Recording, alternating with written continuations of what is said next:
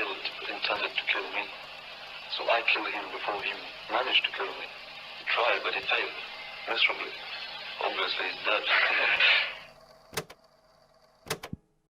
Welcome to my slam screamo poetry reading with improvised music. Honestly, if it were me, I would have been doing more music than murdering. In retrospect. Yeah, I mean, that is certainly a take. Not sure if Mayhem and Bursum and Emperor would agree, but a lot of other bands probably would agree. Yeah. Like, keep in mind, there were, like, other bands around during this time. Oh, like, yeah, Immortal, sure. Dark Throne. There were, like, other bands doing this stuff and not doing all this. Like, Mayhem had some unique drama.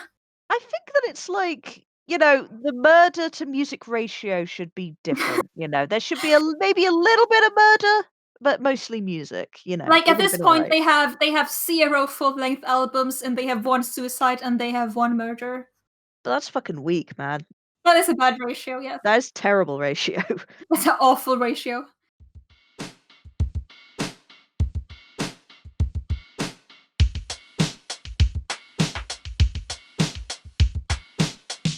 Are you a madman? Are you paranoid? Are you an entrepreneur?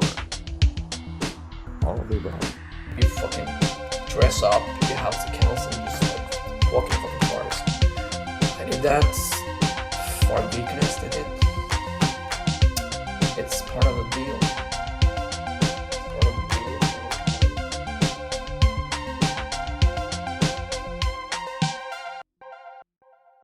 So, Varg got a sentence of 21 years, maximum penalty, not only for the premeditated murder of Øystein Euronymous Arseth, but also the arson of 3 churches, the attempted arson of a 4th, the death of a fireman involved, and the theft and storage of 150 kilograms of explosives. Though Varg was only sentenced for his involvement in 4 church burnings, that was just the ones the court could sufficiently prove it's decently likely he was involved in more than that. Several others within the scene was also arrested, tried, and sentenced for their involvement in the church arsons. This includes Samoth of Emperor and Jørn Yngve Tunsberg of Hades. And now Faust, the one who had murdered a man back in 1992, must have finally been ratted out by one of the people who knew about it, because he was arrested, tried, and sentenced to 14 years in prison for the murder of Magne Andreasen. He had it coming. He had it coming. He had it fucking coming. Oh, well, no, I should be clear, we're not talking about Magna, I'm talking about Faust. Yeah, I'm talking about Faust. Yeah, he fucking just realized after you said that the context could be taken the context, because it's been a while. Faust had it coming. No, I want the murderer to suffer. Yes. Varg Vikernes' trial was highly publicized in Norway. The media made Varg into like the nation's first boogeyman in 50 years, as the book Lords of Chaos puts it. There were fucking lines of people outside this courtroom who all wanted the chance to be audience to the trial. This was very highly publicized. Varg, who had become popularly known in the media as Greven, or the Count, certainly didn't seem to mind the attention, as his flair for the theatrical kept making itself known. One of these instances was when he said that he would not allow police to take a blood sample from him with a needle. If they wanted his blood, they'd have to use axes and swords instead. You know what? Again, I would comply at this point and see what would happen. Because, I mean, this is just kind of like, again, it may be the British bloodlust in me, but these little whippersnappers, they need to face some actual fucking consequences. Like, I'll be like, yeah, fuck around and find out. I'll fucking chop your arm off and take a blood sample. Yeah, if you ask for the fucking sword, I'll bring you the fucking sword, dude. Yeah. Yeah. And then it's just like, square go. Come and have a go if you think you're hard enough. Yeah, I mean, we can challenge Varg to a sword duel and beat the shit out of him. I'm not gonna. Is this how conservatives feel all of the time? Like, I'm feeling like genuinely like I just want to beat the shit out of these kids. Out of the rebelling kids, yes. Fucking stop being edgelord. Stop fucking doing your dumb rebellion. Do your homework. Do your fucking homework, Varg. Yeah. So I just want to like summarize some stuff because like I've been I've been just dissociating like mad because it's like really bad. So let me get this straight. So what we've got is we had some edgy teenagers who took Satanism a little too seriously. I mean, they didn't take it seriously. They just kind of were like, "Ooh, cool aesthetic," but pretend to be that. Yeah. Then bullied one of them into committing suicide. Well, yeah, Euronymous specifically bullied, but kind of encouraged Dead to commit suicide. The rest of them seemed kind of like messed up about the whole thing. Yeah. They didn't really want Dead to die. It's mainly just Euronymous. And rather than spending literally any amount of time at all, even contemplating writing a song, Dead had like for the next album that they haven't released in several years, Dead wrote like the lyrics for those songs, so that these guys have no excuse. All the lyrics were already written. Dead really was the best of them. Holy shit! He was the one who wrote the fucking lyrics to these songs. Like that, even with his suicide note, he left lyrics to one more song called "Life Eternal." Oh my god! He really was too fucking good for any of them. Because Jesus Christ, because I'm sorry, but all of these people, I think, well, you can even back it up. Many problematic faves, you could say, well, at least they produced some good tunes along the way. No, they fucking didn't, because the only one who was any sort of talent, they've been leeching off after his death. No, I don't agree with that statement. The rest of them were everyone in the band at this point. Of course, Euronymous, Blackthorn, Varg, Hellhammer, Attila. They're all really fucking good within this field. They have a lot of talent. Well, they just don't really use it a lot. They tend to get more wrapped up in again. Look at this. I mean, again, it's making excuses well, they do have talent. It's just hidden. No, I'm not. Somewhere. I'm just saying. I don't agree with the statement that was the only talented one. That was the only driven one to make music, though. That I'll admit. Okay, and now, right? So we got them plotting and stuff like that, and one of them legitimately thinking this is some revenge crusade kind of thing. With burning Vorod mostly. Yes. Yeah. Wolf mostly being this is revenge for 800 years of religious imperialism or whatever. Yeah. Even though at that point, I'm guessing at that point the church wasn't super powerful, or at least you've not got Christians actively as religious doctrine hunting out the nascent Wicca and pagan. Yeah, no, they don't. They're not. Basically they've got what they want, and they're just they're doing worship and stuff and providing community support. Then so you've got burning down these culturally significant churches, which are a marvel in architecture, I assume.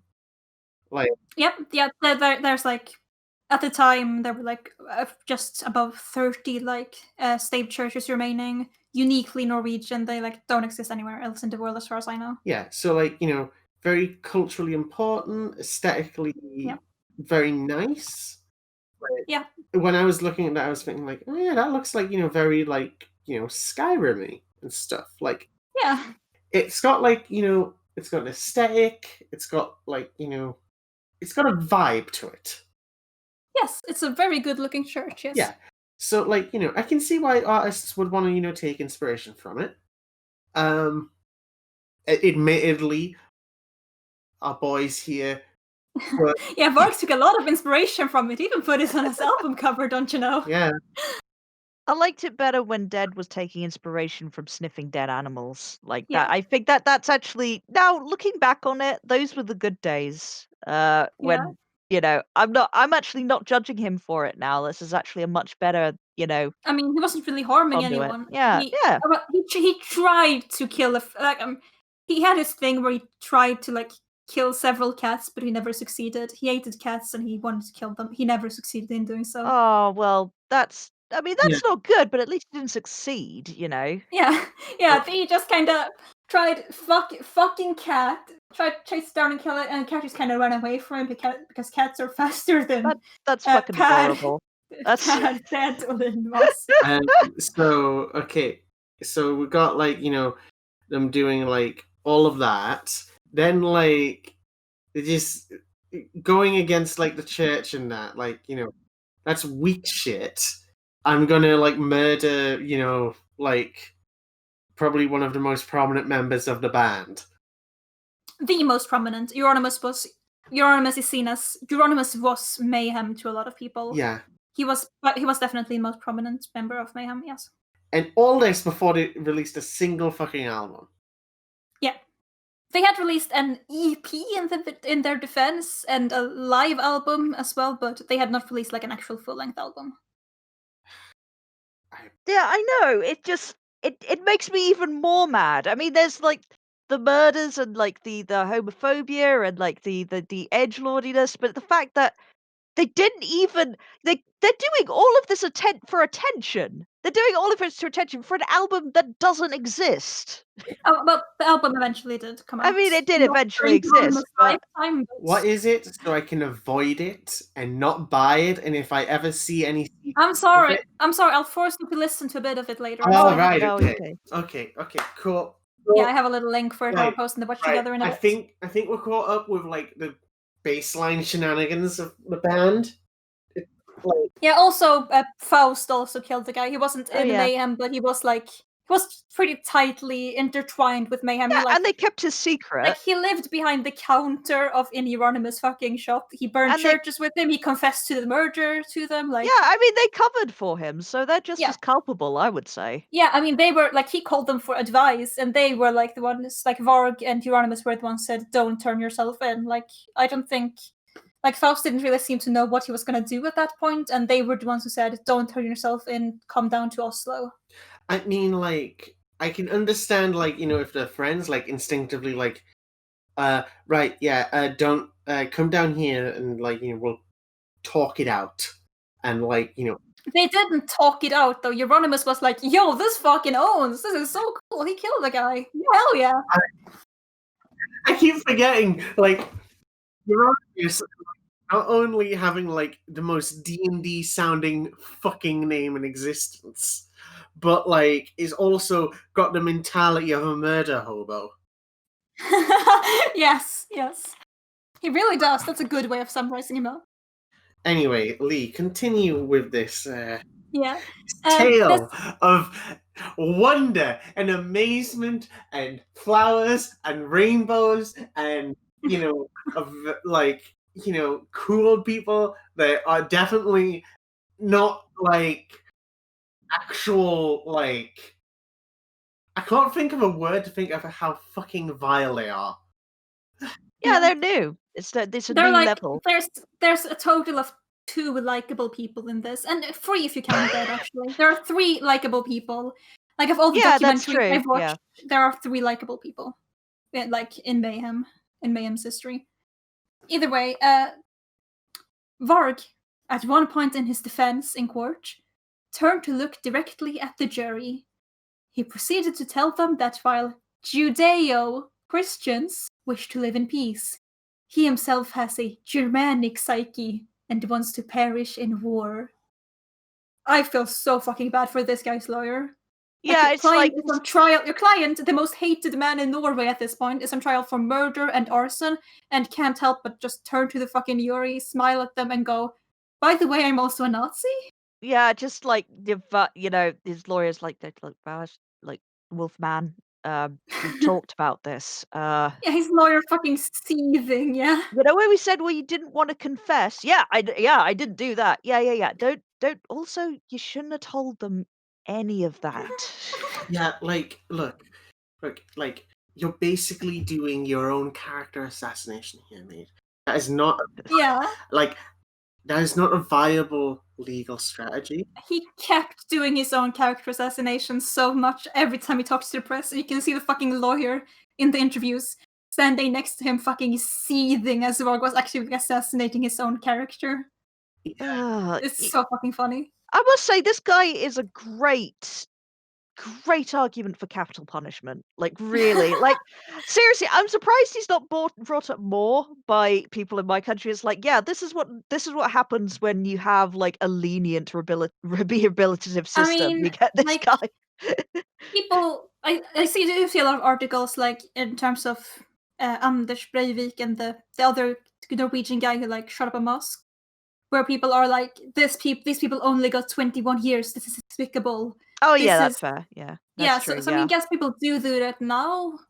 I don't know. I guess people weren't as caught up in this debate in the 90s. Yeah, we I don't know. I guess we didn't have social media to fume over it. Like, it just seems like, because like I've not heard of any of it. Yeah, there was no one on Twitter going, "Oh, fucking Varg Vikernes got 21 years." I mean, I will say this for the sake of the podcast, is like, I do believe in rehabilitative justice. Like, as much as I fucking hate that guy, I'm not against Norway's policies on this. It's just it's really hard. Yeah, you're kind of instinctively emotional when you get like these people who are these fucking bad. You kind of instinctively think like, yeah, this guy should be that's the whole bars. thing about, being, anti-abolition and anti-rehabilitative justice and stuff. It's like, it does play on emotions, because like, yeah, this fucking guy. And I must say, if like, anything like that, happened like to someone I really cared about, like, I do have to keep my emotions in check, because the logic just goes out the window. Like, because this is a guy that is just begging to say, please hate me, please. Yeah. And I'm like, yeah, I will. But they can't, because it's the law in that country. They have to give him a reasonable sentence, and I just hate guys like that. Like, they have all of the opportunities to, like, if he just like made some fucking music and just held on to his white privilege that way, like, that would be fucking fine. But no, he just has to go the extra mile and be even more of a reprehensible piece of shit, like, to everybody. And it's like, ugh.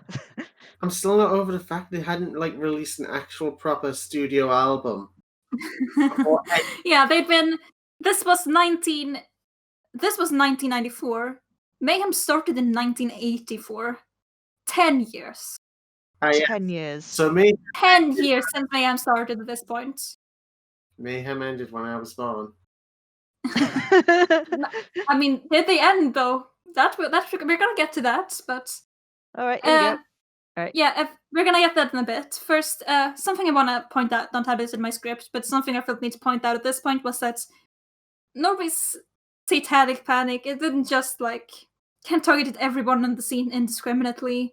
Kind of went after like everyone in that scene, even people that weren't really involved in this. And Euronymous was like demonized a lot in the media, not for the things he actually like deserved to be demonized for, like the shit he pulled with Dead and all that, but like just for crazy cult leader, Satanist stuff like that. Like the like one of the band members at one point mentions here like how Euronymous' parents, like they had no idea about any of this like stuff that was going on behind the scenes. So when they saw this, it was like suddenly their boy was like being demonized everywhere in the media as he'd just been murdered. And yeah, that's gotta be a tough situation to be in. I mean, I do feel bad about his first parents. I imagine from their point of view, it's like, oh, okay, right, well, you go hang out with your friends and like, make some news. That's terrible, your friend committed suicide. I'm so sorry. Like, we're here for you, sweetie. And we love you and stuff like that. And then like, them just like giving like non-committal, statements and stuff. No. As Mannheim pointed out, Euronymous had like a really good relationship with his parents, and he was like really nice and polite and respectful to them. He had a really good relationship with his parents. And his parents had no idea about any of this stuff. He was living a double life, I guess. Yeah, he had two completely different personalities when he was at home. Like the Mayhem members who like were at his home with him in the early days, like observe these two ridiculously different personalities when he's at home with his parents, and when he's at Helvete being the Prince of Darkness. It's so sad that they had to find out he's a fucking poser. Yeah, they had to find out their son was a poser, yes. So, where was I here? Yeah, oh yeah, right. Vork Vikernes was sentenced to 21 years in prison. As the verdict was read, he turned to the camera and gave a bitter smile. 2 churches would go up in flames that day. Jesus Christ. Fucking hell. Yeah. And also, yeah, I mean, a bitter smile. Like, what did he think was going to happen? Like, what did he think the out? Is it another case of the outcome again? This is all great publicity. He seemed like he knew I was gonna happen. He didn't seem at all surprised in any way when the verdict was read. He did like the judge went 21 years in prison, and Vork did not react. You can see no reaction. I guess he wanted it. No, he didn't want it, but he knew it was coming. Like, he knew that this was the way the trial was going, and that this was gonna happen. I mean, no shit, dude. You'd see Kyle in front of the jury and said you weren't sorry that the motherfucker was dead. I mean, come on. I am at a loss for words for this. Like, this boy, this man. I mean, somewhere in between, 21 years old at this time. This man-child. So, the same month that Vork was sentenced, Mayhem's album, The Mysteries de Satanas, was finally released. Yay! Perfect timing. Yes, perfect timing indeed. I'm sure the fact that it coincided with this highly, highly publicized trial was just a coincidence and not at all a way to exploit it for publicity. So, before the album's release, Euronymous family asked Mayhem's drummer, Hellhammer, to remove Varg's bass tracks from the records. Like, remove all the contributions he'd made on the bass.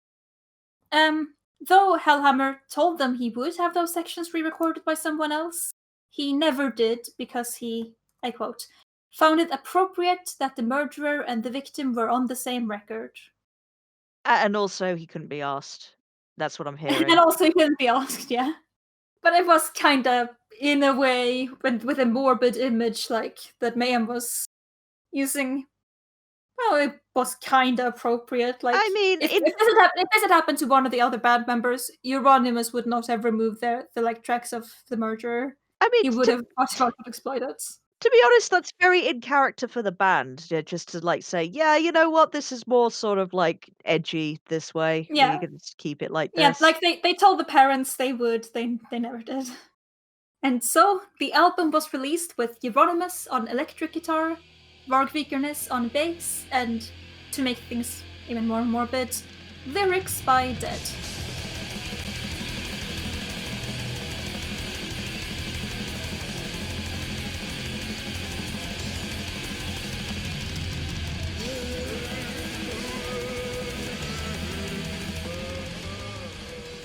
The Mysteries de Satanas, Mayhem's first full-length album, went on to become one of the essential black metal albums, and for good reason. It's a really fucking good album. It has this hauntingly bleak, aggressively anxiety-inducing atmosphere. They've been working on The Mysteries de Satanas since was it 1989? So they've been working on this for even back when Dead was alive. They've been working on this for so long, and Euronymous, he did not live to see the release of it. I mean, appropriate. That's another stab, into Euronymous. But I mean, I really like the bit where it goes. That bit was my favorite. Unironically, I agree. Unironically, I really love Attila Shihar's vocal style. I really love those parts. Well, unironically, I think they're really good. Well, okay, Lee, you're valid. I'll just say you're valid. That's what you say in these situations. You're valid. Yeah. I don't know. I do really like his vocal style. Like, compared to all other Mayhem vocalists, even Dead, no disrespect, of course. I do think Attila has the most haunting, creepy, disturbing vocals. They're like really weird, occultish, almost like Gregorian I chant mean, style, I got that. almost operatic at times. I do It's get that. really experimental, and I really like it. I don't know. I mean, I guess, I come from maybe just because I listen to a lot of good Gregorian chant, for like Halloween parties and stuff. It's just it's just kind of dead to me now. Oh, sure. It's not novel. I don't know. I'm not even I don't know what it is. I guess it's just like with music tastes, it's like you can't really explain why you don't really like something. It's Sure. just sort of like the sounds that are in my brain. It doesn't like it. It's. Sure. I mean, I don't fair. like it. I guess this is how you guys felt with Gigi Allen when I was like, yeah, I this is actually a mean, really good show, and this is actually really good, and you were like, oh.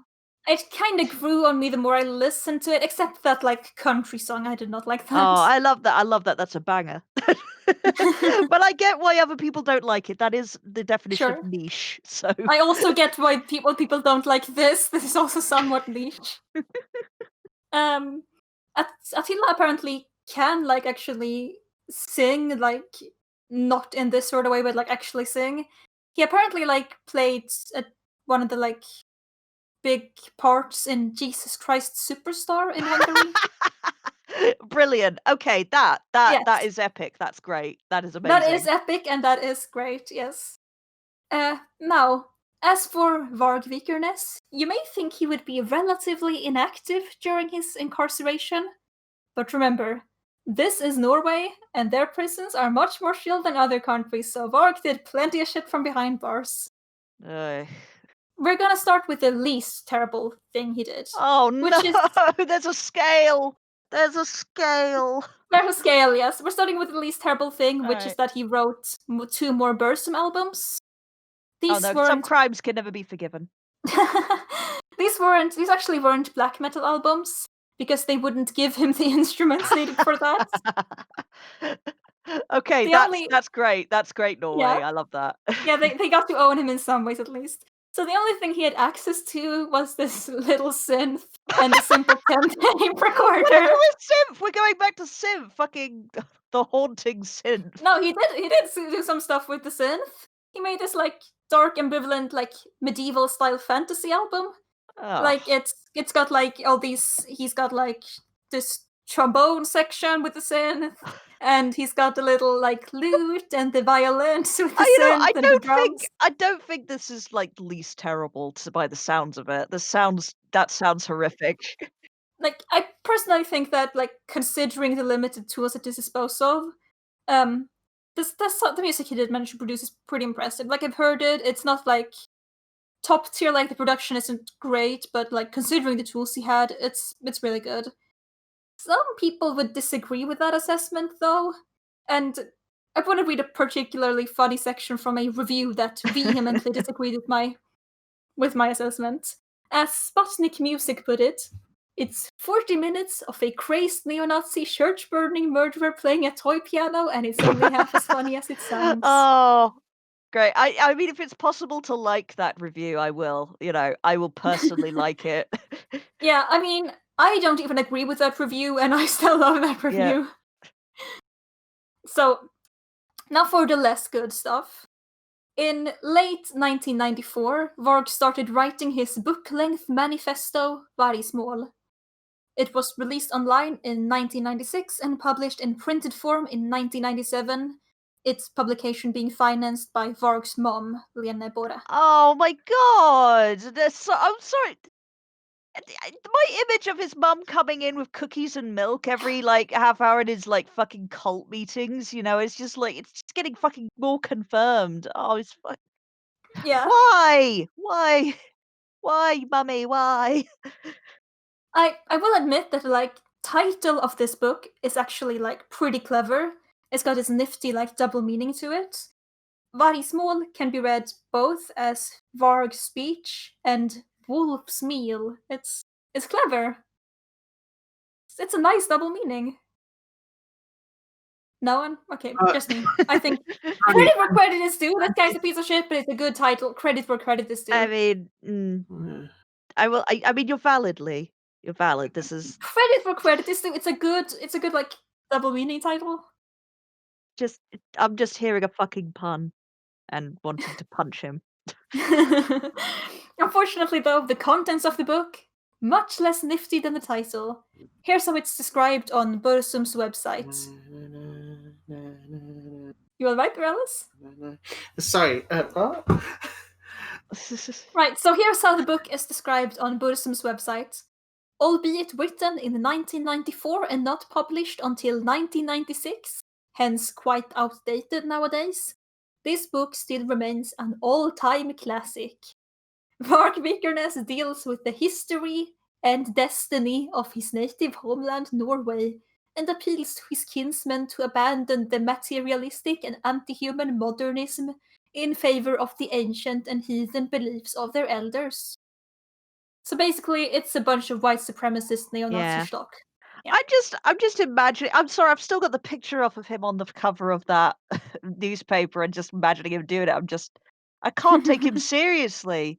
He's a fucking Hot Topic reject saying all this shit. I can't blame you for not taking Count Grishnackh seriously. Can't blame you for not taking Greifi Grishnackh very seriously. It's a little wolf boy. Sorry, I just don't find you convincing. Yeah. Among other things in this book, he talks about how the Freemasons are a Jewish plot to destroy the Germanic race. So, yeah, neo-Nazi. You're finding that I think Alice would find that offensive, considering that she's a member. Alice, are you doing a Jewish plot to destroy the Germanic race, Alice? I'm not Jewish. I can't. That doesn't answer any question. That doesn't answer any question. You can still be participating in the plot, even if you're Christian or an atheist. I worship Yog-Sothoth, Dionysus. More deflection. I'm taking that as a yes. I've never been to Germany. Okay. Just all these cryptic answers. It's like, I have never been to Germany. Yeah, cryptic non-denials, yes. So, Varg was also somehow able to found an international neo-Nazi organization from jail. Oh god. I mean, at this point I'm just numb. I can't really I believe pretty much everything. It's like, yeah, sure, yeah. You know. Yeah. You can't get any fucking musical instruments that you need in jail in Norway, but you can found a neo-Nazi organization from jail. Yeah, I like the idea of Norway's prison being all nice and chill, but I feel like at some point you're gonna have a few restrictions to make sure your murder convict isn't running an international hate group, maybe? Yeah. I'd say that's a little too liberal, if I'm perfectly honest. Yep. So the Heathen Front, as it's called, was founded by Varg in his early prison years, and it was a neo-pagan, neo-Nazi organization. His book, Vargs Mål, was the foundational ideological text of the group, and they even sold it on their website. Through the organization, Varg would advocate for National Socialism, anti-Semitism, eugenics, and racist paganism. What a fucking nerd. Those are not his words, obviously. He put it in much more romanticized terms. Oh, he's such a fucking nerd. My god. Yeah. It's the All-Father, not some father. All Father. Get it through your fucking thick skull. I honestly forgot his name. I've been too busy, zoning. Who, Varg? Yeah. Fuck him. Varg.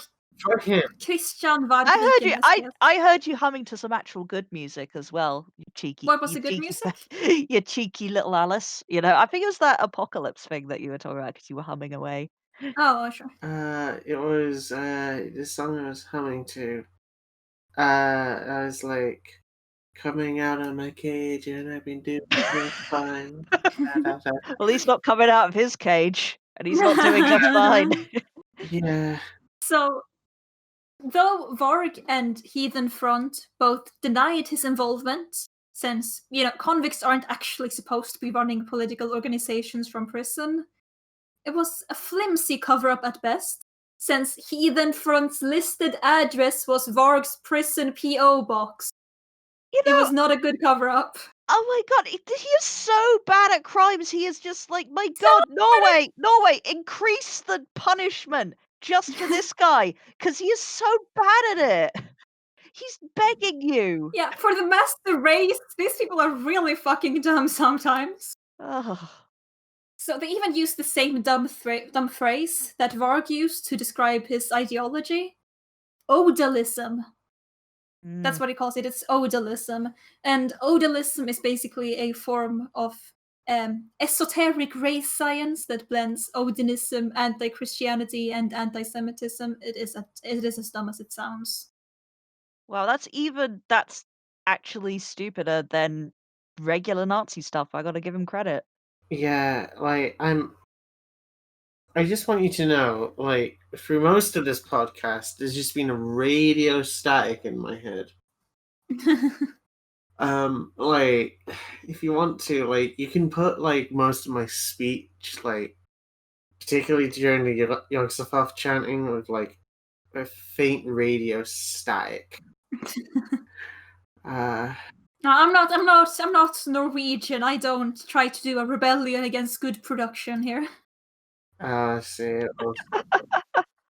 Anyway, despite what some critics may say, we are not rebelling against good production. We're trying our best. Yeah. We're not actively trying to rebel. We're just kind of accidentally rebelling. Yes. I'm going to use that. I'm going to use that every time I fail at something, saying that I was actually rebelling against being good. So. Se all the Yog-Sothoth.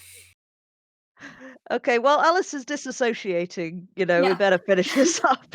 This saga. Oh, finish this up. How many pages do we have? We have 8 pages. How many pages? 8 pages left, sorry. Here we go. So, anyway, despite the fact that Varg was very obviously a shitty person, he still had people battling for him on the outside. In April 1997, Norwegian police arrested 5 neo-Nazis in the municipality of Hemnes. They were part of a self-styled Einsatzgruppe, which, in case you don't know, is the word for paramilitary death squads in Germany and its occupied territory. Very charming name. Great for branding. So the 5 men had not only been planning to attack prominent Norwegian politicians and religious leaders, but also to break Varg Vigornes out of prison. Oh. I gotta admire their optimism. Like, the group was pretty well stocked up. They had like guns, explosives, bulletproof vests, even steel helmets. Now, you might be wondering though. Yeah, even steel helmets, yes. Sorry, just let it. I don't know. It's like baby's first coup. Yeah, running with the guns and explosives and the bulletproof vest and the fucking steel helmet, pewing at the prison break part. So, yes, it's amazing. Okay, all right. You might be wondering why breaking Varg out had been one of their priorities in the first place. Well, one of the members of this group was named Tom. He was an escaped convict who had befriended Varg in jail. But that friendship was not all the initiative this group had to get Varg out. You see, you might have been wondering who had been funding this group in the first place for them to have their equipment and all that. And for that answer, we have to look no further than Varg's mother, Lena. Oh my god! No! Lena had supplied this neo-Nazi death squad with 100,000 Norwegian kroner, which would be about 8,500 British pounds, or 10,500 US dollars. Look, I'm all for supportive parents and that, but there's a limit to oh my god, all of those jokes I made are real. He did have a supportive mama. Oh. He did have a supportive mother. She needs to get her boy out, her precious boy. So police suspected that this money, the 100,000 Norwegian kroner, may have originally come from Varg himself. Like this was his money that he had given to his mom to fund this group with, or something. I guess like that's where she would have got it from, because I'm guessing that he's still got the Mayhem money, or at least some of it. Like, oh, yeah, the Mayhem. I don't know how much money he even got from like Mayhem and Bursum. Like Death Like Silence Productions was predictably not run very well as a business. So I don't know how much profit Varg actually made, but well, this money came from somewhere. I just came to my head. It's like, Mama, I killed a man. I stabbed him in his head. Stabbed him 16 more times. Now he's dead. Mama. Don't forget, total was 23. Oh Jesus. He made one of his claims he made later was that like Euronymous had actually fallen on a lamp and accidentally stabbed him.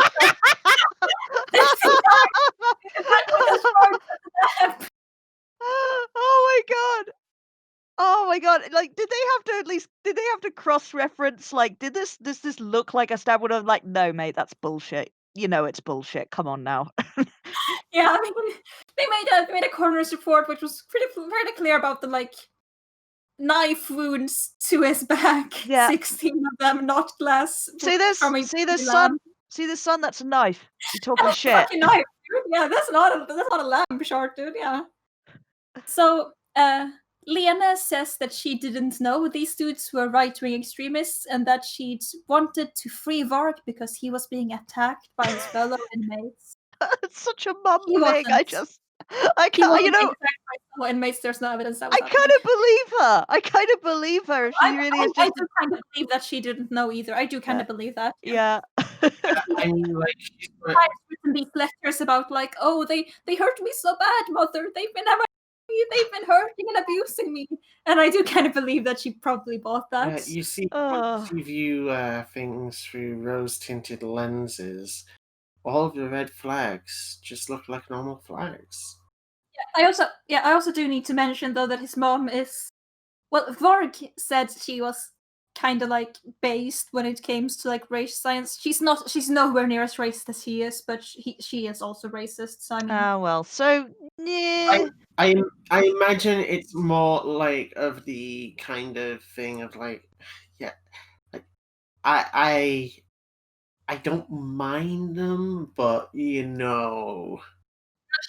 That was a level of racism his dad was on. His mom was a little bit further than that. Okay, right. Yeah, sort of like, you know, clutching her purse, you know, when like, you know, minorities walk past, sort of. Oh no, that's the level Varg's dad was at. Like Lena was a little bit beyond that. Oh Jesus! Not a lot, but a little bit.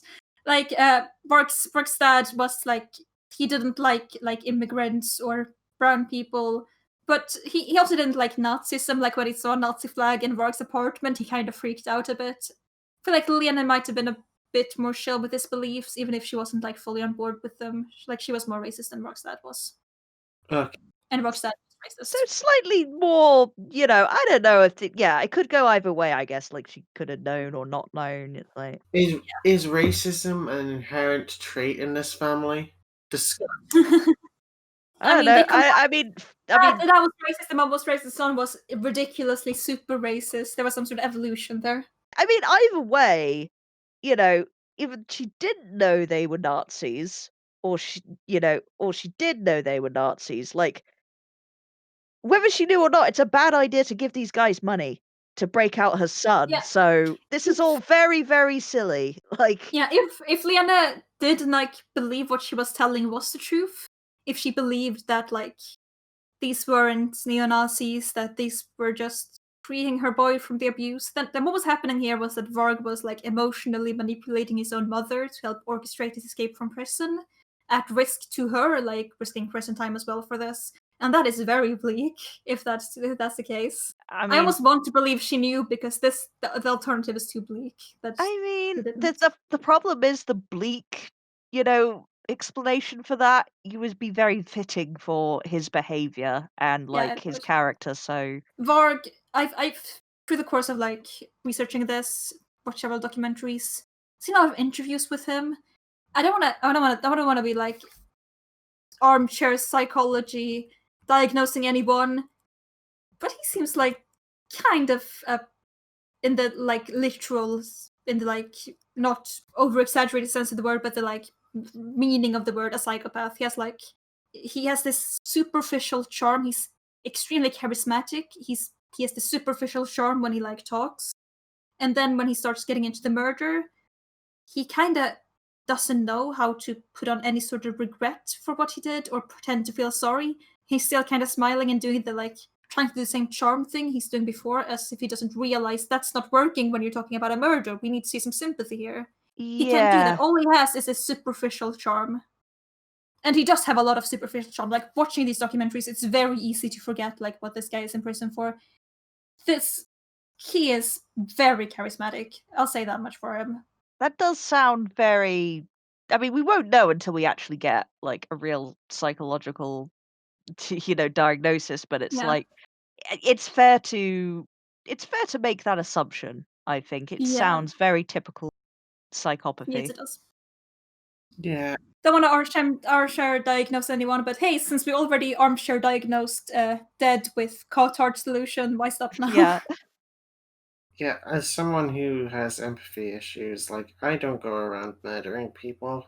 I just... Yeah, of course not. Don't mean to imply, like, everyone with that does, but to me, it's not the murder as much. It's sort of the superficial charm combined with, like, the failure to display empathy when he's talking about a situation that should be traumatic. Sort of the combination of those two is kind of what's giving me vibes here. Yeah. But I don't mean to imply, like, everyone with empathy issues. Like, it's a murderer, of course not. I just wanted to make it clear. Yeah, that's fair. So, though this particular plan was foiled, Varg did not give up on his dreams of escaping prison. In August 2003, over 9 years into his sentence, Varg was transferred to a low-security prison in Tønsberg. He'd previously been in a high-security prison due to all the shit he's pulled. On the 26th of October 2003, Varg was granted a 17-hour short leave from prison, and through the power of scheming and manipulation, Varg had roped several people into helping him turn this temporary leave into a more permanent one. That's right, it's prison break time, baby! Woo! Woo! So the first thing Varg did was pick up a BMW that an inmate at another prison had organized the purchase of. Not sure how he got another inmate at another prison to do this for him. Norway, sort out your prison system. My God, like, Jesus Christ, this is too easy. Like, this is too fucking easy, yes. Like, okay, like, I can understand wanting to treat the prisoners humanely and keeping the, civil liberties and stuff. I get that. I respect that. Heck, I'm even on board with it. I love it. Yep. But, like, at least make sure to can't, like, organize a fucking, like, escape thing. Like, maybe block some sites that... I mean, Varg was, like, on leave. He had, like, gotten temporary leave, 17 hours out of prison. Like, so this wasn't like he ran away from the prison, just out into the wild. He'd gotten leave. From what we know, like, I definitely think someone should have been accompanying him. Like... Yeah, that's fair. Like, at least, Like the thing with Varg is that he sort of, like, in the interviews he did from behind bars from while in a high security prison, he doesn't come across as like as if he dislikes prison that much. He, like, even said that he's, like, apathic towards it, that he doesn't, like, really carry the way. He feels pretty neutral. On one hand, being, like, in prison is bad, but on the other hand, it's given me time to read books and work on some music and stuff like that. He said, like, he seems like he doesn't really carry the way. So I don't think they thought he was a flight risk. Like, he hadn't been acting as if it was a flight risk at that point, probably. He just tried to escape before. Like, I mean, I'm sorry, but it's less that he tried to escape at the time. He had, like, plausible deniability there. He had plausible deniability with just, there were other people trying to break me out and I had nothing to do with it. If he was in Britain, they would have dug a hole and just buried him in it. Like, Jesus Christ, this is... So, while still in the municipality of Numedal, Varg ditched the BMW and hijacked a family's Volvo at gunpoint. Brilliant. That's right, he'd gotten a gun. I mean, yeah, as well. Might as well. I bet you the prison officer just say, "Hey, can you hold this gun for me?" Yeah, sure, thanks. And he just walks off with it. Yeah. So he then made it to the municipality of Rollag, where he broke into a cabin to stay the night. Once 17 hours had passed and Varg had not returned from his leave, a manhunt ensued, and he was found in the municipality of Romerike, where he was arrested after a short car chase. Now, where he was arrested was actually just a few hours from the prison, and this might seem strange that he didn't make it any further in 19 hours, but it makes a bit more sense considering he had to make at least one big stop during that time. Remember how I said he had accomplices? Well, one or more of those accomplices had made arrangements to get Varg some equipment.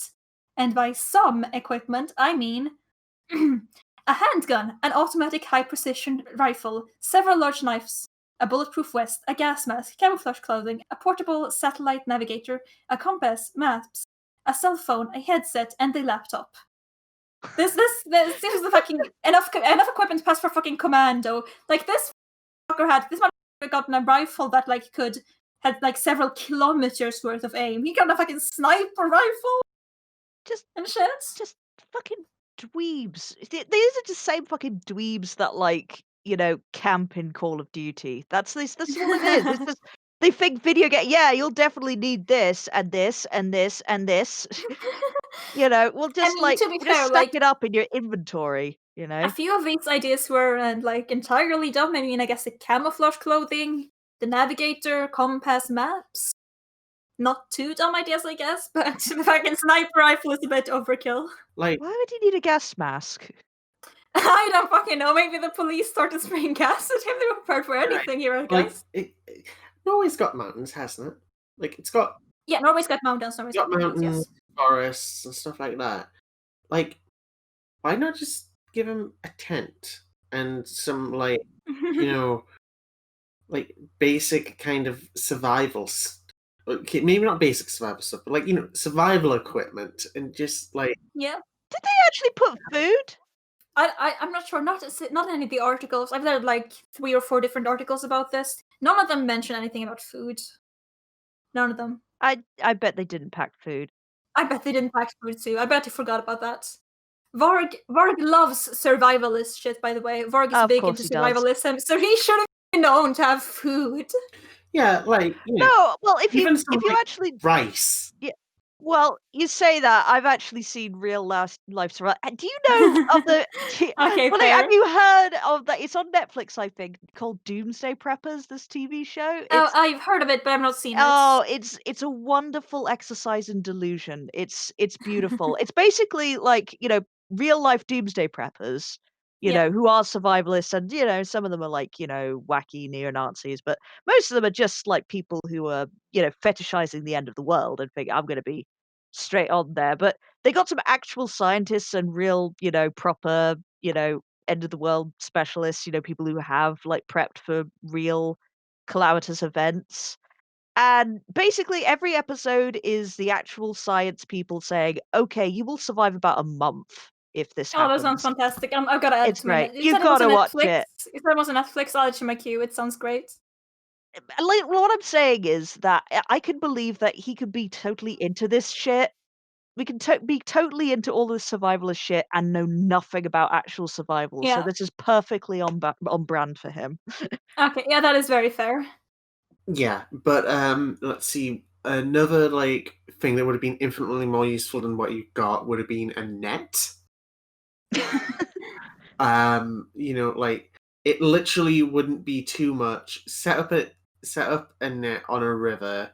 Make sure the net is under the water or something. You can catch some carp, and then you take out its guts and chop its head, stuff like that, and then you cook it and stuff, and that can be a sustainable source of protein.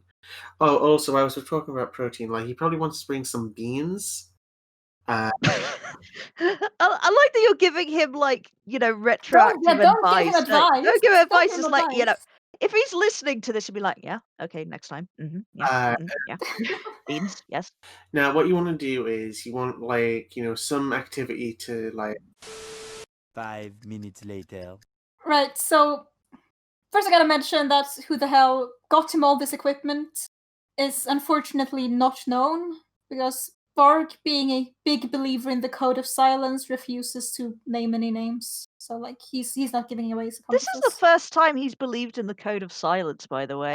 He just No, he like even in his like trial and shit, he refused to give up any accomplices. He even like covered for Blackthorn and pretended he did less in the killing. But okay. he knew less. He knew less than he actually did. Okay, He's so like big on not selling others out, and he got really, really salty when Blackthorn sold him out and other people sold him out because he did not do that to anyone. He's Yeah. big into the code of silence. if anybody's gonna sell him out, it's him. Yeah. So I can totally respect that. Yeah, so this incident predictably landed him back in a high security prison. He'd finally got into that low security prison and he only got to stay a few months because he decided to run away. And now he was back in a high security prison. Great job, dude. So he would spend almost 6 more years behind bar before being released on probation in March 2009. He did not serve the full 21 years of his sentence because, again, Norway. They like letting people out before they serve their whole sentence. They Ugh. do this a lot. You know, the greatest villain of them all is Norway in this case. Like, stop enabling him. I swear to God, that like I'm really finding it difficult to stay true to my abolitionist and reformist principles. With this, I'm just like, look, it's like that moment in in Under the Red Hood in Batman. It's like, I could have understood it for anyone else, but this piece of shit. Anyway, carry on. During Vorg's stay in prison, even after that escape attempt, he'd been allowed some visits to see his family. And somehow, during these visits, again, Norway, please keep an eye out for this shit. He'd somehow gotten together with a woman called Marie Cachet. I don't know how to pronounce that name. Cachet? Cachet. Catch Monet. No, I'm going Cachet. Cachet. He somehow gotten together with a woman called Marie Cachet during these outings. I say woman, but she was apparently just fresh out of high school when the two met, so girl might unfortunately be more accurate. Okay. Norway, please keep an eye out on what this guy is doing when he's out. Please, Norway? Like, these were just his, like, little leaves he got from prison to see his family, and he somehow managed to, like, pull that shit off. He got her pregnant, married her, and then got her pregnant again. Brilliant. Great. Once he was released, he, his now wife, and their 2 kids settled down on a farm to live that trad lifestyle. That did not last too long, as they soon end up moving to Marie's home country of France. Varg legally renamed himself to Louis Cachet to avoid public difficulties. He's Louis Cachet now. Legally, he's Louis Cachet. Oh, pussy whip man. That's beautiful. But he still prefers to go by Varg Vikernes in his personal life. It's just Of like course, legal. yeah. Legally, he's now named Louis Cachet. Beautiful. Yeah, I don't know. That's like I imagine. Like, could you imagine trying to get a job for this after this? Like, holy fucking shit! Yeah. It's like, I mean, hey, so we're taking on, new people, like, and you put your resume out, like, yeah, you've got experience in music and stuff like that. What's this here? You murdered someone, started 4 arsons, stored 150 kilograms and thousands of rounds of ammunition in your apartment, made several jailbreaks, founded a neo-Nazi organization. What's this, dude? What's going on here? I think you're perfect for the job. Welcome to the police. Well, yeah. That was, it's like, I was like going to do like a bit where it was like, yes, okay, so like it says here you got good leadership skills, Just full McAfee it. It's like, yeah, that showed entrepreneurship. Yeah, entrepreneur, yeah. And then he founded his own band at like 18. He played all the instrument. A true entrepreneur. Says here you come from a very nice, loving family. You're a migrant from Norway? Yes, I came from Norway, from Bergen. Yes. Okay, very nice. Like, do you have any family there? No, it doesn't matter. Doesn't matter. You don't have to answer. Oh yes, I have a wife. I have 2 beautiful children. We live in a small town here in France. Ah. We're in a little farm. Yeah. Pleasant, peaceful existence. Yeah. And also, you also have a nickname. What's that nickname? It's Count Grishnackh. I see. You read Lord of the Rings. Yes, I'm a big Lord of the Rings fan. Yes, that's where that's from. Yes, Just like I read a lot. I read a lot of fantasy. It's like, I'm a big reader, big thinker. let's just check out your references here. Like, who is this? What is this company? Blackthorn? The companies, that's like Silence Productions. Silence Yes. Productions. Yeah, that's good. Yeah. I wonder Like what they're Silence doing now. Productions. It's a little startup from Oslo, run by a driven young friend of mine. Oh, hey, what's he doing now? He's unfortunately dead. He passed Oh. away in a tragic accident. I'm sorry for your loss. Oh, sorry for your loss. Yeah. So what's your strengths? Oh, I think I'm good at putting thoughts into actions. Well, Yeah, I'm good at taking ideas, and I'm good at putting them into action and realizing these concepts. Well, I mean, I can't fault him there. That is true. You know. That's true. Yeah. I mean, he did the thing. He visualized it, and then he made it a reality. Yes. my hobbies include Fantasy, role-playing games, Lord of the Rings, music. I'm big into music. It says it might. I think did you write Nazism here? I don't know. It just that it seems like it's been scribbled out. That's a mistake. Yeah. Can I imagine like the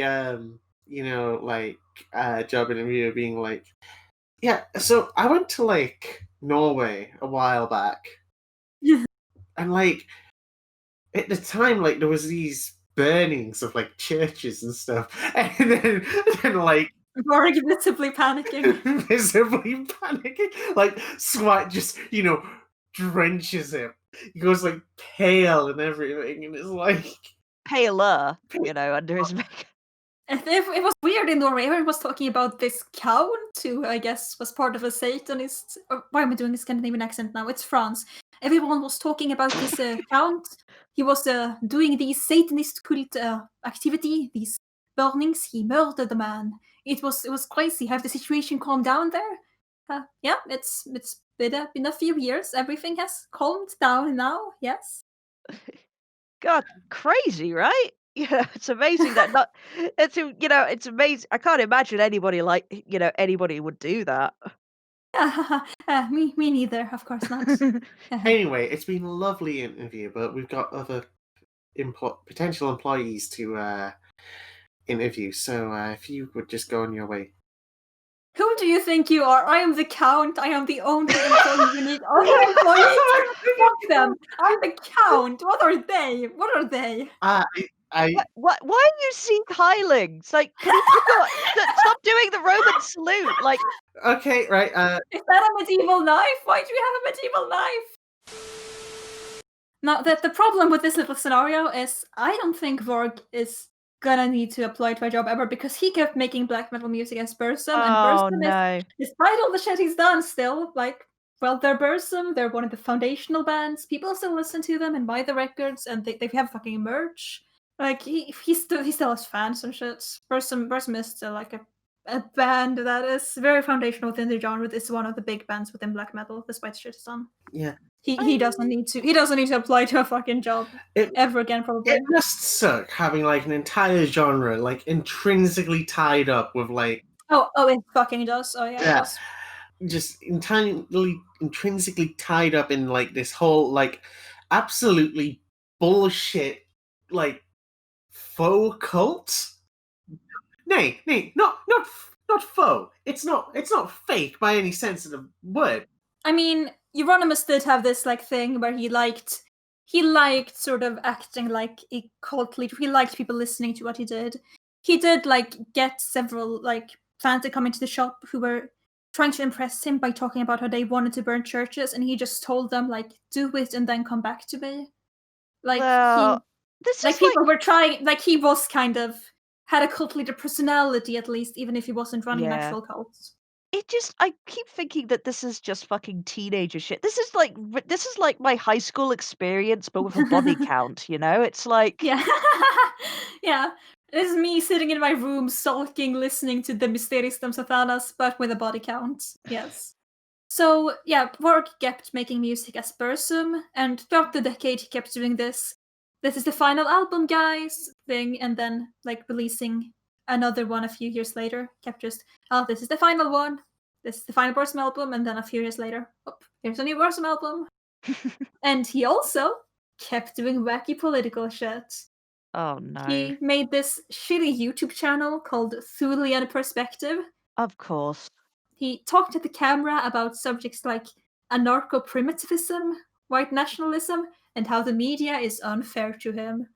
Oh no. So unfair to him.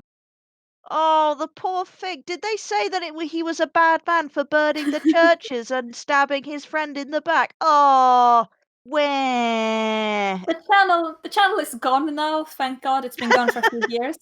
Yeah, Good. but while it was active, it had almost 250,000 subscribers and 48 million views. I mean, yeah. I would watch that, you know, even if it was. I'm sorry, I'm watching this train wreck. I'm absolutely. I'm not. Yeah.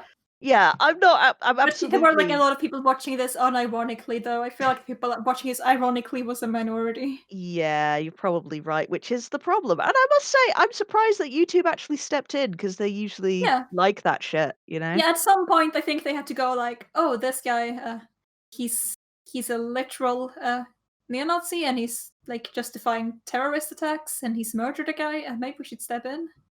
And he did make a video justifying terror attacks. He had like a thing about how the Christchurch like people had it coming, and this was the war they started and whatever, just for being like Muslims. What? Yeah, he's an awful person. He likes terrorist attacks if they kill brown people. No surprises there. So, beside the justifying terrorist attacks, he made high quality videos with titles like "Go forth and procreate, fellow Thulians," and "Reconnect." In parentheses, absolute savage. Amazing. I mean, also, like, he's kind of a sellout at this point because he's going against his whole thing of, like, you know, rebelling against quality by using high quality videos. So I'd say that this is like the darker years of his career. I was kind of ironic when I said high quality. It's actually just him in his car or him in the woods. All right, I stand corrected. So Varg also made a documentary along with his wife, and it's called Forebears. It's like the word forebears, but the B is capitalized because it's about bears. Forebears. It's forebears. It's like forebears, but with bears. You see. I get it. It's like another pun. Yeah. It's another pun. He likes his puns. He does. Yeah. So he wrote a book as well. It was called Sorcery and Religion in Ancient Scandinavia, and it reportedly rejects accepted academic theories in favor of Varg's speculation and fantasies. You don't say. He also made a tabletop RPG. What? No! Oh my Yes! word! What? No! I'm not joking. What? No! Yes, No. it is called Myfarog, and that somehow stands for Mythical Fantasy Role-Playing Game. Very original. Oh, shit. I mean, of course he's a tabletop nerd. Of course he does. Yeah, he was a Lord of the Rings nerd too. Yeah, he likes it fantasy. makes so much sense that this is it. I'm sorry, I gotta look up this shit. I'm sorry. No, I'm sorry. I'm gonna give you. No, I'm gonna give you a description here. I have a description written down of it. Yeah, you don't I need to gotta look see it the up. shit. Don't spoil yourself. It offers, and I quote, the opportunity to play a game in accordance with your own European nature. It's not only. Oh man, I was just.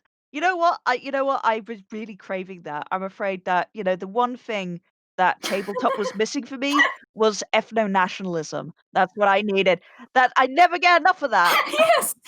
Oh wow, you want ethno-nationalism? He's gonna give you some more ethno-nationalism here. Oh. You play as a fantasy Scandinavian race.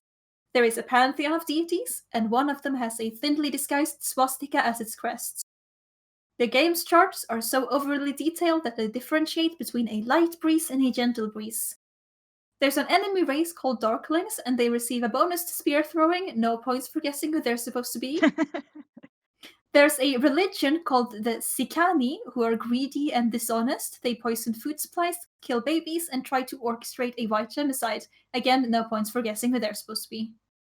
So yeah, it's he also made this. He made this as like a teaching tool for his son, and that is extremely concerning on very many levels. I feel real sorry for his kid because, like, not only does he have to grow up with this mad murderous racist.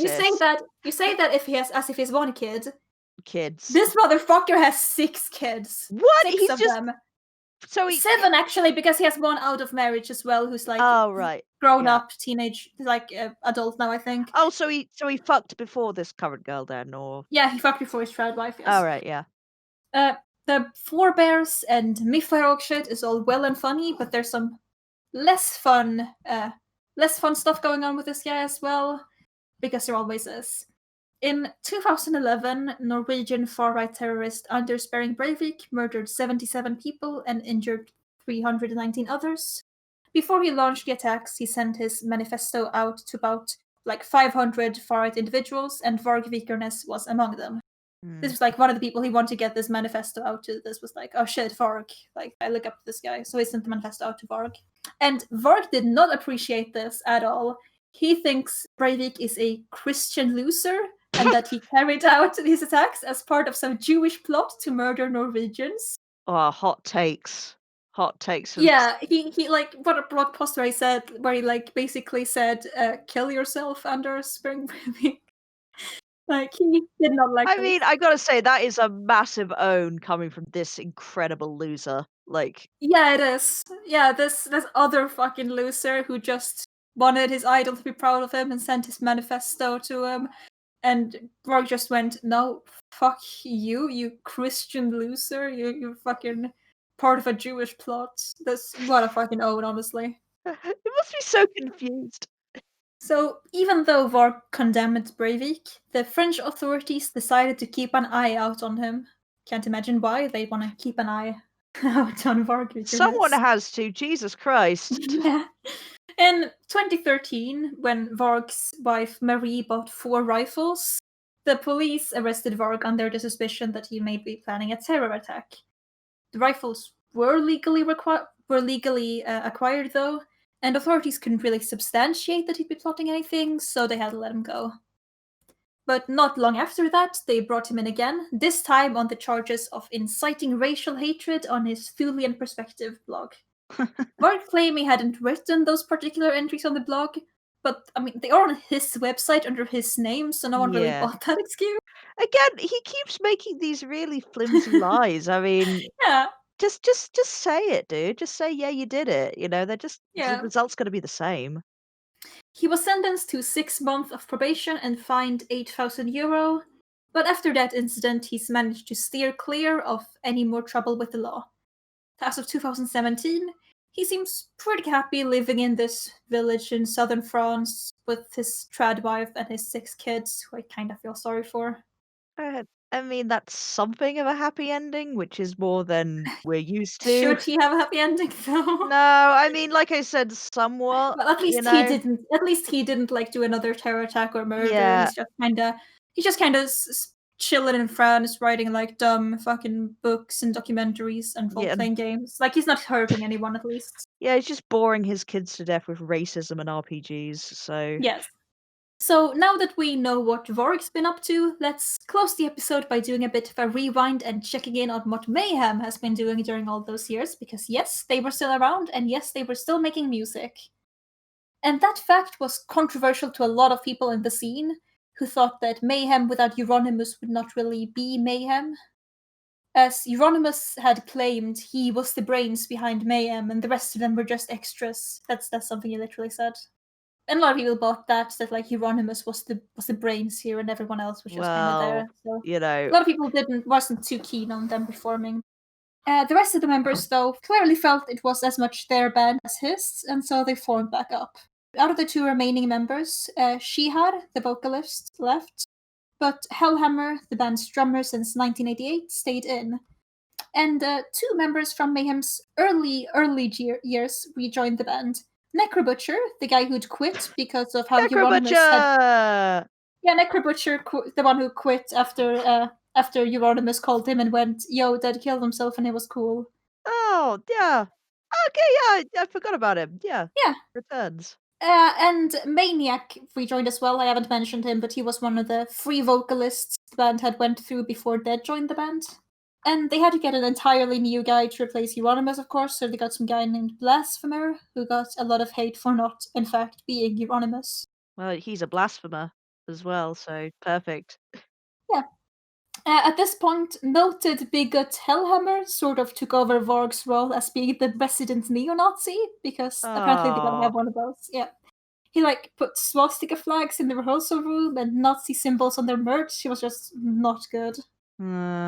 He also, shock horror, said Mayhem wasn't satanic anymore, and that no one of the new lineup was a Satanist. Oh, that's blasphemy. Yeah, I kind of get the feeling that people in the scene were more upset by the anti-Satanism stance than the pro-fascism stance. I mean, yeah, I figured. Yeah. Look, racism I can deal with, but I draw the line at denouncing Satanism. Black metal fans, unironically. Another controversy from this time was that their tendency to throw decapitated animal heads into the audience went predictably wrong, as a fan ended up with a fractured skull after being directly hit in the head by a sheep skull. By a what skull? A sheep skull. A sheep skull. Oh, of course, a sheep skull. I'm just saying, this is definitely G.G. Allen-esque stuff, but it's Yes, it is. I mean, imagine being in A&E and just having to explain that, saying, "Jesus, what happened to you?" And I got brained by a sheep's head. What the fuck were you doing? So assault charges were filed against the band, but Mayhem considered it to be purely accidental. Necrobutcher later admitted that they threw it on purpose at the guy because he was talking to a girl instead of paying attention to the show. Oh, fucking hell. It was not, in fact, purely accidental. Oh. So in 2004, after almost 10 years with the same lineup, which is a record for them, congrats, Maniac ended up leaving the band over what can best be described as messy in-group drama, because if there's one thing we know about Mayhem at this point, it's that they're messy and overly dramatic. So, according to Necrobutcher, Maniac suffered from stage fright and had developed alcoholism to cope with this. The rest of the band didn't really appreciate this tendency because he'd end up forgetting his lyrics during their shows, so they decided to organize a bit of an intervention. And by intervention, I mean that Blasphemer decided to kick Maniac down a flight of stairs while they were going off stage after a show. Maniac left the band after this, understandably. Yeah, I mean, he seems to be the most sensible right now after this, instead of just sticking around, waiting to spiral out. It's yeah, I don't need your help, actually. I'll just go.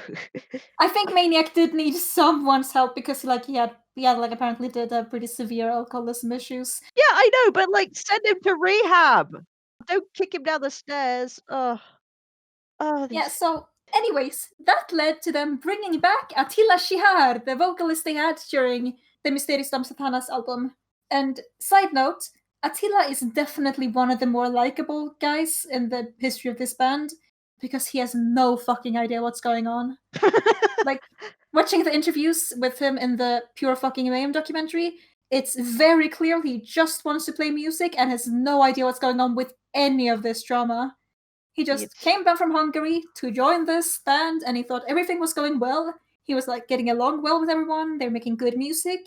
And then suddenly one of his bandmates kills another one of his bandmates, and he kind of seems confused about the whole thing because he hadn't really noticed any of the tension. Is he just disassociating the whole time, like we've been? This is the only. I mean, that would be perfectly valid, to be honest. Yeah. So basically, the me of that. Yeah. I mean, to be fair, someone has to want to make music, frankly, because no one in this fucking band seems to want to make music. I mean, during the time before they brought Attila back, they had made 2 full-length albums, actually. They started speeding up the progress here. And they'd made 1 EP as well. The EP was really bad, not gonna lie. The 2 albums were good, though. So there weren't many controversies for Mayhem during the time with this lineup. Not a lot to unpack, as it were. But in 2018, things get a little bit spicy again. Because then, Mayhem was brought back into the limelight with the release of Lords of Chaos, a biopic centered on the life and death of Euronymous. It was directed by Jonas Åkerlund from Sweden. He's most famous for being a music video director, but he's also one of the founding members of the band Bathory, which was one of the bands that inspired Norwegian Black Metal, so kind of comes full circle with that. Oh yeah. It's all coming together now. Yeah, it's all coming together now. So a lot of the Mayhem members had opinions on this movie, on their portrayals, on the historical accuracy of it. Some of these critiques were more valid than others, and when I say others, I'm mainly just talking about Varg, who mostly seemed upset that he was portrayed by a Jewish actor. Oh my god, this fucking guy. I love the casting director for making a Jewish actor play Varg, and he got so mad about it. He got so upset. Good. Yeah, well, stay mad in France, you motherfucker. Like, yes. What can you do about it?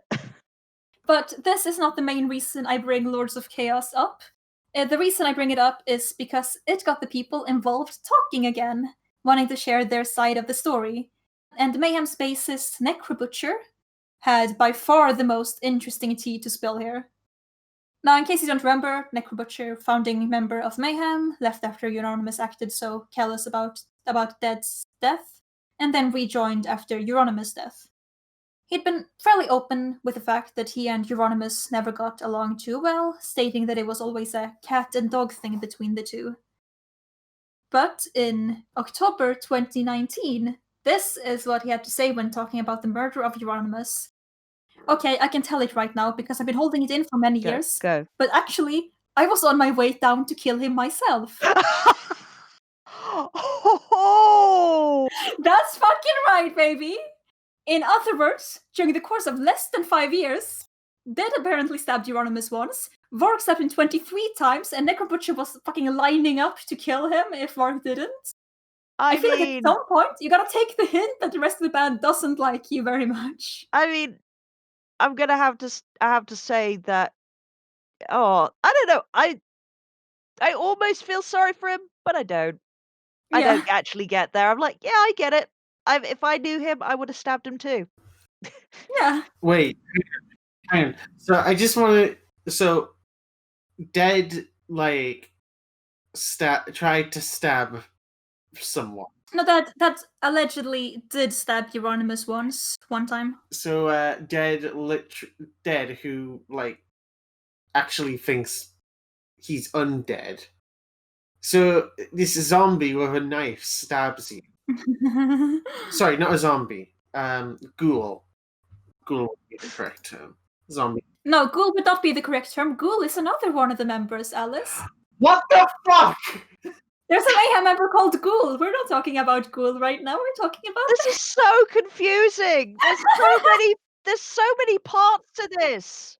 Oh, I haven't brought up most of the members. I've been merciful by not bringing up all of the band switches here. I'm gonna send you. Wait, Okay, here we go. Here's the Mayhem lineup.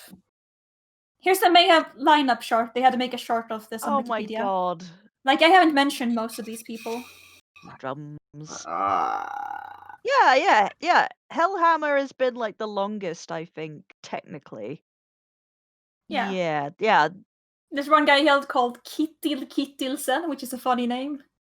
They have Ghoul, Tilloch, Silmaeth, Morpheus, Alexander Nordgren. These are guys I haven't brought up at all. I've been merciful by not telling you about all the fucking lineup switches. They got Messiah up there.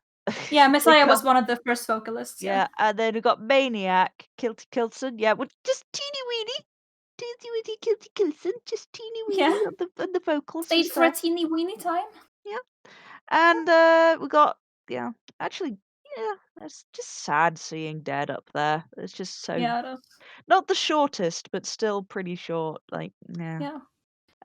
Yeah, I am actually legit missing Dead at this point. It's like Yeah, fucking rest in peace, Dark, honestly. yeah, really, it just Like Dead, just like so. Dead seems like in like the context of like all this in comparison to like the other band members, just seems like this tragic weirdo figure, which like I can get behind. I can see the appeal of like like if Dead had just like decided, you know what, no, I'm not going to be part of this band.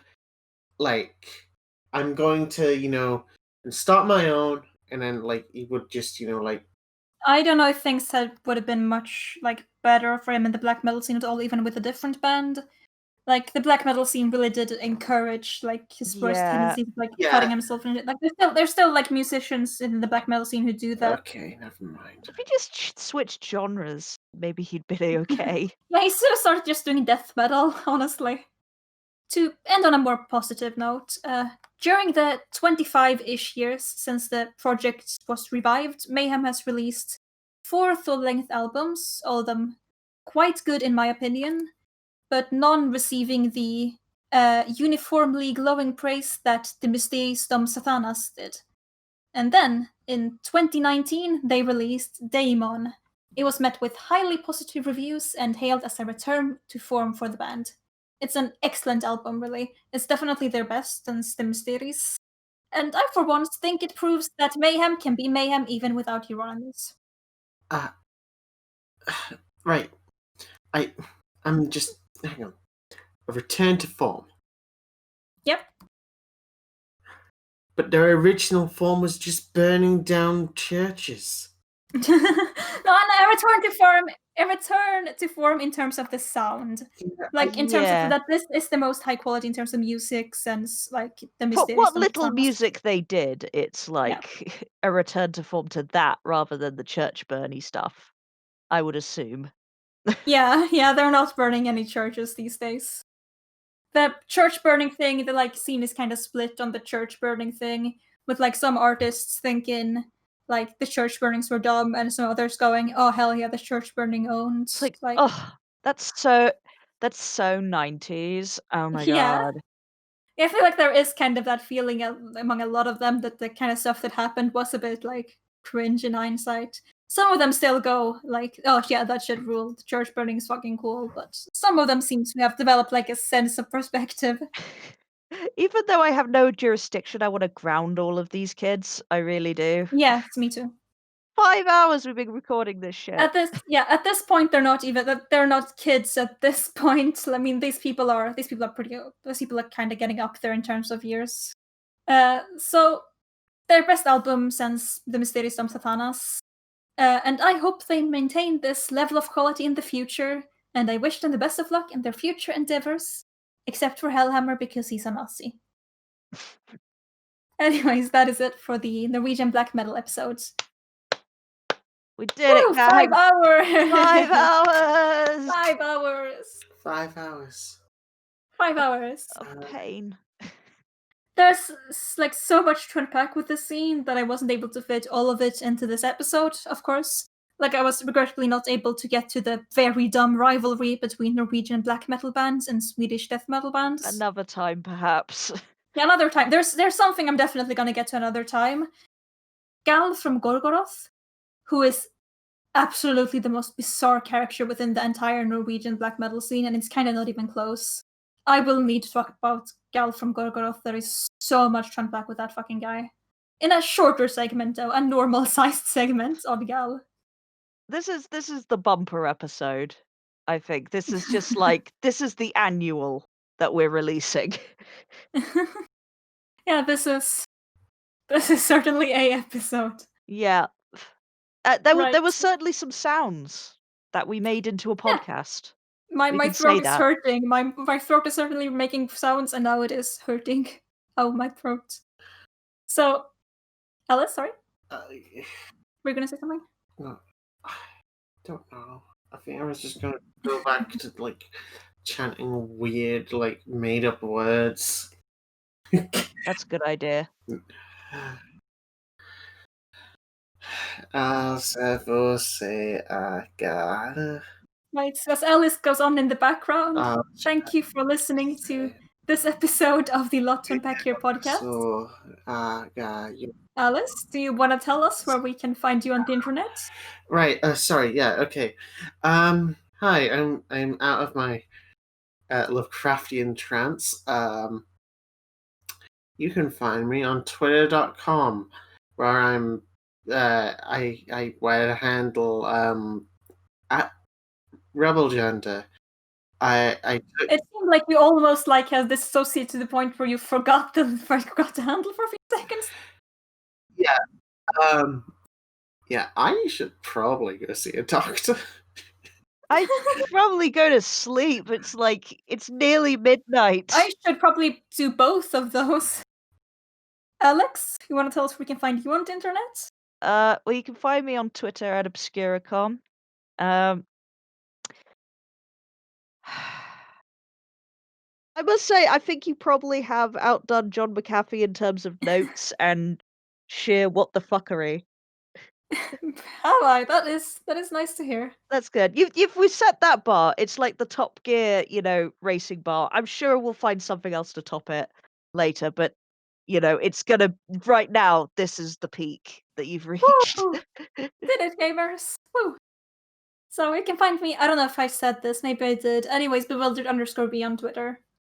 Thank you very much for tuning into this episode.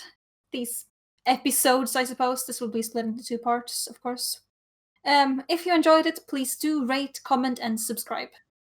Until next time, folks, have a good one. Ha en trevlig kväll, to say something in Scandinavian here. So now that it's the end of the world and we're basically accepting we can't stop the virus, so we're easing the lockdown or whatever. I just want people to know that I've been gardening. I know. I saw your potatoes. Yeah, They're nice potatoes. That sounds like a euphemism, but it's not. We are talking about actual potatoes.